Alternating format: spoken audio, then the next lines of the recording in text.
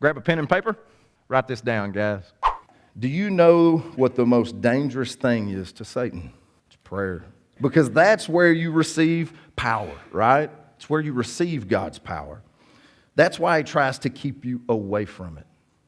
He tries to distract you to keep you away from prayer. Anybody else know what I'm talking about when I say that? And let's be honest, he's doing a pretty good job. You know, God, right now, I know I probably need to pray right now, but I'm busy at work. I gotta make that money. I got to pay for my kids' colleges and cars and getting their nails done, all that kind of mess. You know, God, I know I probably need to pray right now, but that line of cocaine looks pretty good. I don't have time for that. You know, God, I know I need to go to church. I need to pray right now, but man, you know, Masters is on. I'm going to go watch it all day long. Masters is a golf tournament, some of you guys. Okay, the Cowboys are playing. Is that better? In order to fight your problems, you need real power through prayer.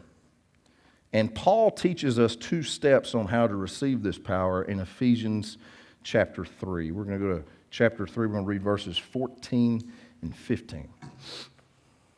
For this reason I kneel before the Father, from whom every family in heaven and on earth is named. So right off the bat, if we notice here, he kneels. Paul kneels before the Father. Now, Paul in this is doing the same thing Jesus did with the Lord's Prayer. He's teaching us how to pray, what to pray for, how to pray, so forth. Kneel before the Father. By kneeling before the Father, you're humbling yourself. And we talk about this all the time in this church, but in the book of James, humble yourself before God, he'll exalt you. So right off the bat, the first thing you need to do before you start to pray is humble yourself. That will stop that selfish prayer, by the way. Humble yourself. Make sure you understand that God is almighty and you sure as heck ain't. When you drop to your knees, I don't know about you guys. Every morning, I'm on my knees. Every morning, I do this. I drop to my knees and I pray. That's what I do every morning.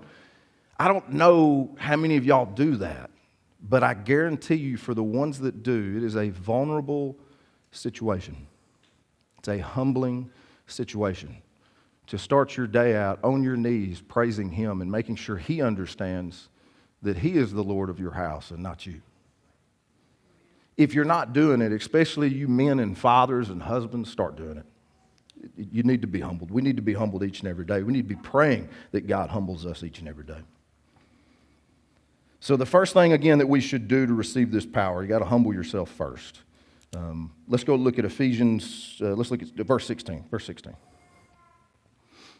I pray that he may grant you, according to the riches of his glory, to be strengthened with power in your inner being through his Spirit. Notice it says inner being. God's only going to give you the power within. But how many times do you guys, and I know I'm very guilty of this, we praying about stuff on the outside and not on the inside. I'm more focused on what's going on out there than I am on what's going on in my own heart. Inner being, it's very important that you focus on that. This power is not an earthly power, it's a spiritual power that he gives us through prayer. Notice the word spirit. Right here, Paul's saying that in order to receive power, we need to connect intimately with God. How do we connect intimately with God? Well, it tells us right here. Through his Spirit, the Holy Spirit. If you don't have that connection with the Holy Spirit, you're never going to get power. It's not going to happen. He is the power. You may get a little earthly power every once in a while, but when push comes to shove and times get really hard, that earthly power is not going to take you where you need to go. You have to have that intimate connection with the Holy Spirit, again, to be able to receive this power And earlier, just about every one of y'all raised your hands, again, except for some of you spoiled ones that needed the power, okay? Let's go look at Ephesians, let's look at verse 17. Your roots will grow down into God's love and keep you strong.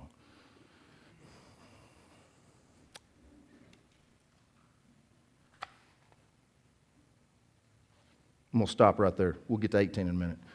This verse is saying in order to receive his power, Christ must dwell in your heart. Oh, that's right. Dadgummit, I didn't get you. Did I not give you the right one, Nick? Do you not have the other 17? Should have been another. That's okay. I'm going to go to it and read it real quick. Give me just a second, guys, because this is very important.